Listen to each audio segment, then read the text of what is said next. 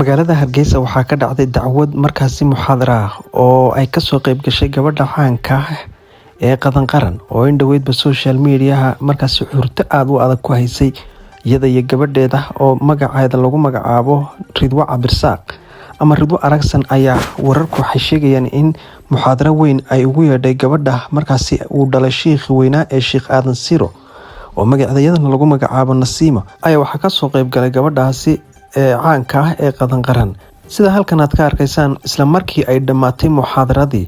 ayaa qadan qaran muuqaalo ay soo dhigtay barteeda TikTok-ta waxay muujinaysay iyadoo markaasi ka dhex jaasaysa barteedii ciyaartiina bartii kasii bilowday waxaan la soconay in Najma Nashaad dhawaan ay sheegtay in irsaaqada meer kale oo Ilaahay waasac ka siiyo balse isla habeenka ku xigtay showyo cajiiba ay ku kala dhigatay magaalooyinka Hargeysa iyo sidoo kale Burco haddaba arinta la yaab kale ayaa waxay tahay in qadan qaran iyo sidoo kale gabadheeda oo lagu magacaabo Ridwa in labadooduba ay kala daran yihiin xagga muuqaal soo duubista iyo sidoo kale dhaqan xumada social media taala aanada daawadsiyo mar ay kaga hadlaysay arin la xiriirdhay in ay markaasi ka toobad keenayso muuqaaladan foosha xun ay soo duubayso iyadoo markaasi gabadheedu waqti xaadirkan leeg tahay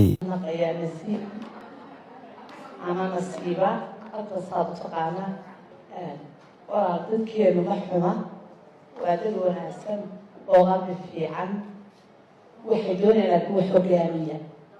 waxaan aaminsanahay dad badan caawa inuu halkaa isbedel uga iman doono dirac kumaanaa niman shalmad khafiifa kumaanaa niman oo nagaa wada asturan dee maaha dadki dad fog hadday fog yihiin dee ma iyagoo saa uskaran yimaadeen ilaahay kaasaysiiyaan waxaan leeyahay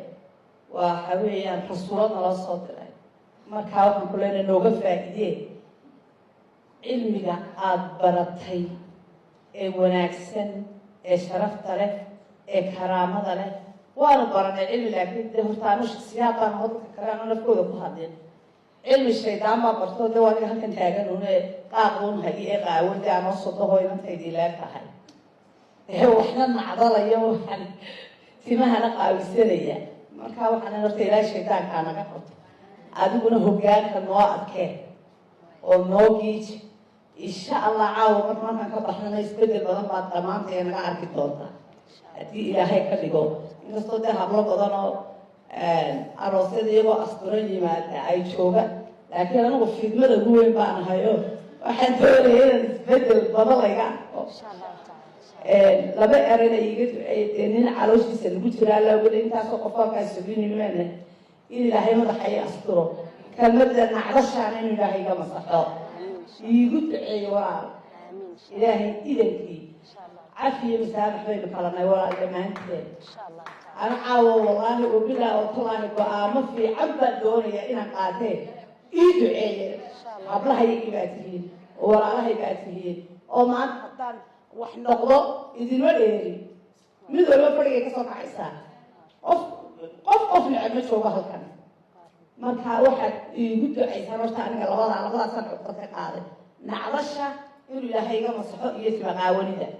waa adiguna na hogaan oo maalin keliya ha ka dhigin oo ha ka dhigin laba na qabo noo yeed daawadayaal intaas ayaan kusoo gabagabeynaynaa qadan qaran iyo sidoo kale shiikhada markaasi ina Aadan Siro bal meesha ay isku kala biyashubtaan maadaama qadan qaranna ciyaarahan si fudud aysan uga fadhiisan karin balse arinta xusuuda mudan ayaa waxay tahay in gabadheeda iyada qudheedu ay baradhaafinayso oo haddii lacal iyadu meesha ka baxdo tan yari markaasi Cristiano Ronaldo iyo sidoo kale garamadihii Liverpool xidhanba ayaduna ajaa'ib tahay saaxiibada qaaliga waad ku mahadsantiin haddaad soo gaadhay dhammaadka muuqaalka si aad u hesho dhammaan dhacdooyinka xiisaha leh fadlan YouTube-keena Hogol News subscribe noo saar muuqaalkana like ha ka ilaawn fikirkaagana commentiga hoose nagula wadaag Hogol News baahiyaha bulshada